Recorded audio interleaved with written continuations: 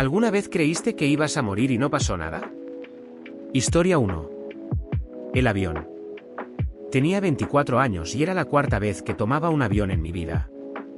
No era un pasajero frecuente y cada vez que volaba lo hacía con una mezcla de emoción y nerviosismo que intentaba disimular frente a los demás pasajeros porque me parecía que mostrar miedo en un avión era algo que los adultos no debían hacer.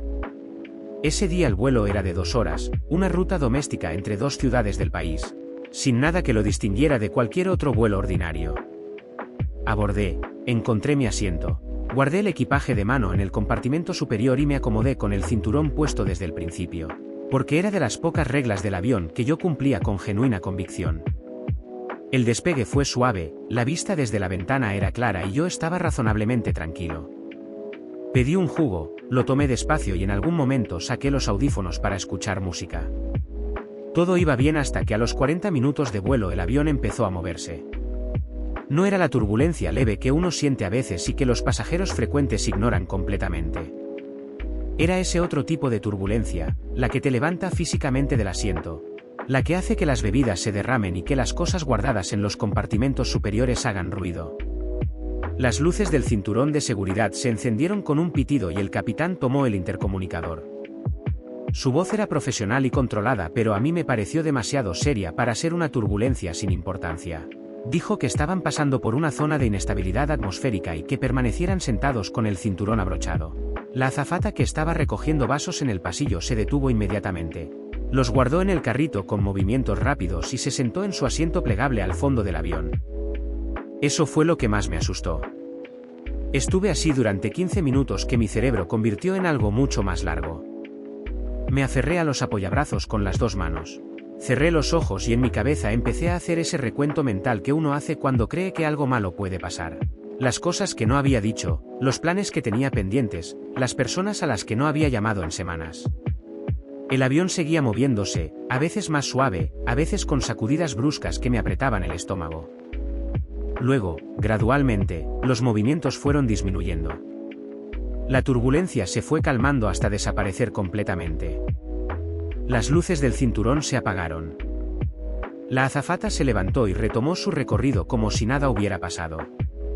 El pasajero del asiento de al lado, un señor de unos 50 años que durante todo el episodio había seguido leyendo su revista sin cambiar de posición ni una sola vez, bajó la revista, me miró y dijo con total naturalidad: turbulencia normal. ¿Tranquilo? Aterrizamos sin ningún otro problema 20 minutos después.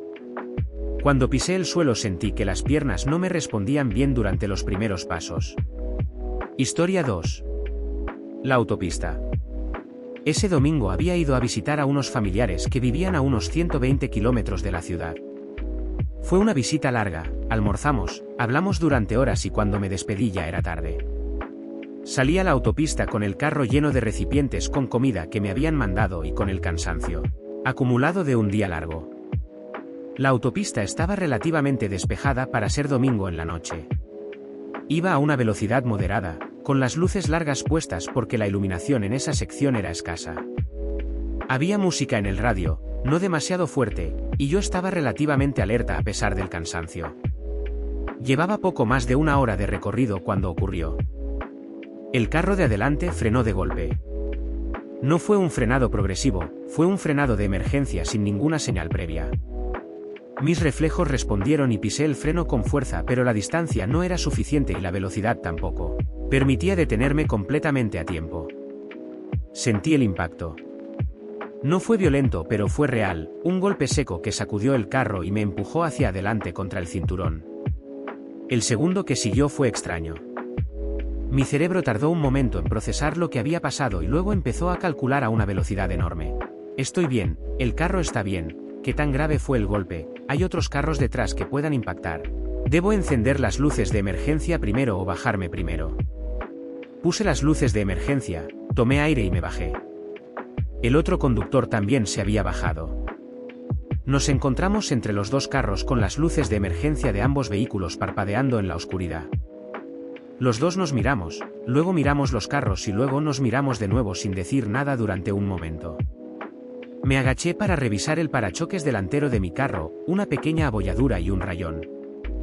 Me levanté y miré el parachoques trasero del carro de adelante.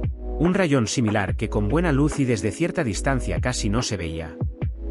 El otro conductor lo examinó durante unos segundos, lo tocó con la yema del dedo como para confirmar que era tan menor como parecía y me dijo que no era nada, que siguiéramos.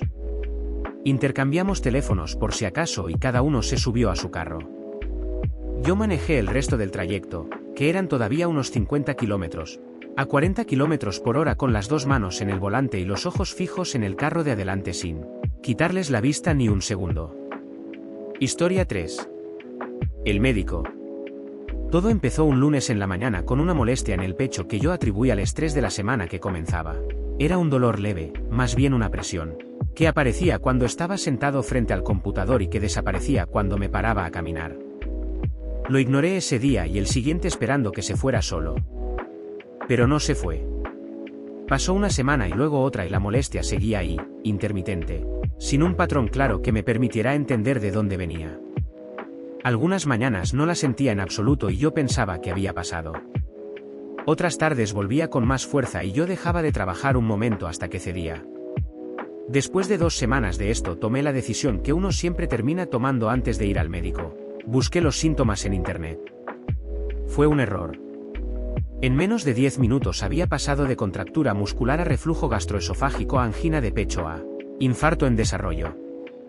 Cada página que abría tenía una lista de síntomas de los cuales yo podía identificar al menos 2 o 3 que coincidían con lo que sentía. Cerré el computador, abrí el computador de nuevo, leí 2 artículos más y cerré el computador definitivamente convencido de que algo serio estaba pasando en mi cuerpo. Pedí cita al médico para el día siguiente. Durante el trayecto al consultorio fui mentalmente preparándome para distintos escenarios. No era catastrofismo exactamente. Era más bien una especie de preparación preventiva para no colapsar si la noticia era difícil. Llegué al consultorio con una lista mental de preguntas y con la determinación de no minimizar ningún síntoma. El médico me escuchó con paciencia mientras yo describía todo lo que había sentido durante las últimas 2 semanas con el nivel de detalle que había acumulado después de horas de investigación en internet. Cuando terminé me pidió que me recostara en la camilla y me examinó durante varios minutos. Me revisó la presión, me escuchó el corazón y los pulmones, me palpó el abdomen y me hizo presión en distintos puntos del pecho y la espalda. Luego se sentó en su silla, tomó su libreta y me explicó que tenía una contractura en los músculos intercostales, probablemente causada por mantener una postura incorrecta durante muchas horas frente al computador. Me recetó un antiinflamatorio por 5 días, me recomendó aplicar calor local y hacer pausas cada hora para moverme. Me dijo que debía mejorar en una semana. Salí del consultorio sintiéndome simultáneamente aliviado, agradecido y profundamente ridículo por las 2 semanas de preocupación acumulada. Historia 4. El ruido. Llevaba 6 meses viviendo solo en ese apartamento y ya conocía bien todos los sonidos del edificio. Sabía cuando los vecinos de arriba llegaban tarde. Reconocía el ruido del ascensor en distintos momentos del día y distinguía el sonido de las tuberías de las paredes asentándose. Era un edificio viejo con sus propios ritmos y yo los había aprendido sin proponérmelo. Por eso supe inmediatamente que el ruido que escuché esa noche no era ninguno de los habituales. Era pasada la medianoche de un miércoles.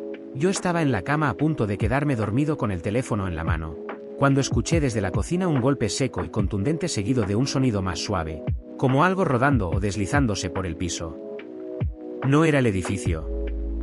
Era algo dentro de mi apartamento. Me quedé completamente quieto. Contuve la respiración y esperé.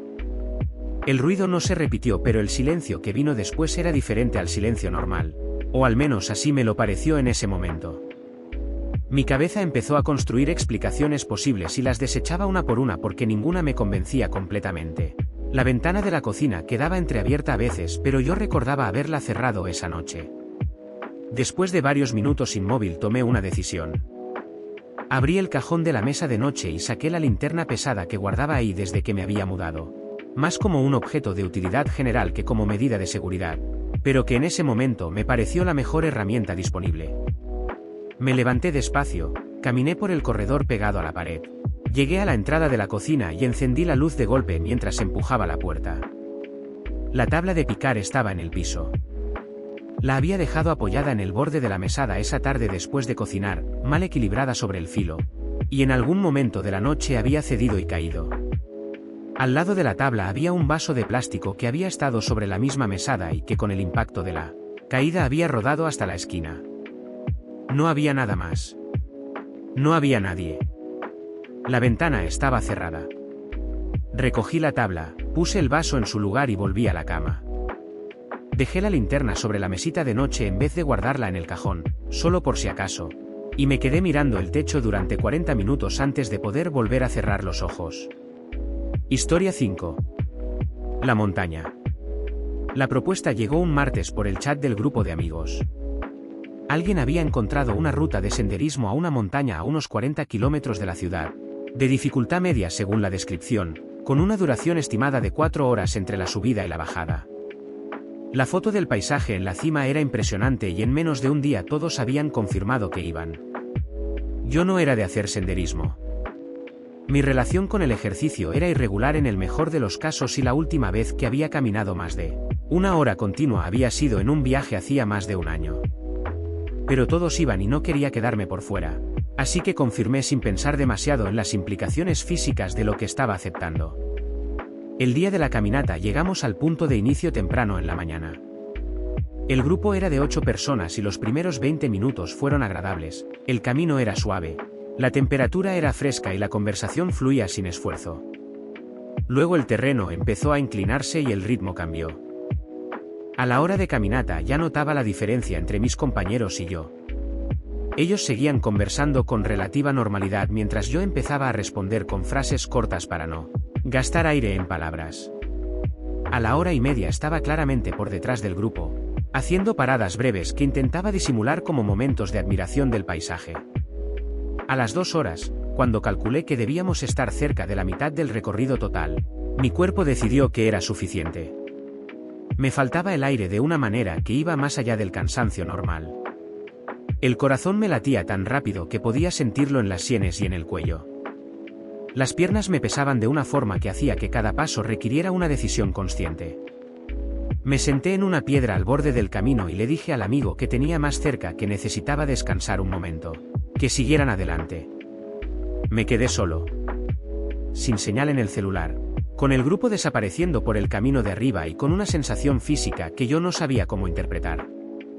No era dolor exactamente, pero tampoco era simplemente cansancio.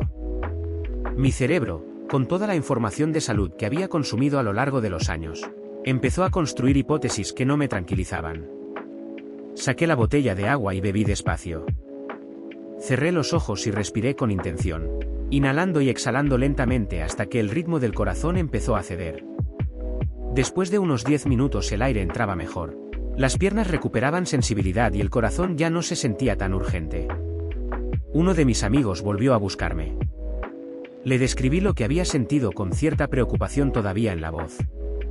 Él me escuchó, asintió y me explicó con la tranquilidad de alguien que hacía senderismo con regularidad que era completamente normal, que era la combinación de la altura, el ritmo demasiado rápido para alguien que no estaba acostumbrado y la falta de aclimatación.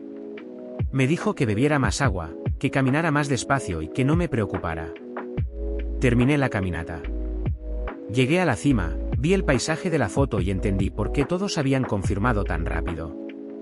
Bajé sin mayores contratiempos, aunque a un ritmo que hizo que el grupo me esperara en el punto de inicio durante 20 minutos antes de que yo apareciera por el último tramo del camino.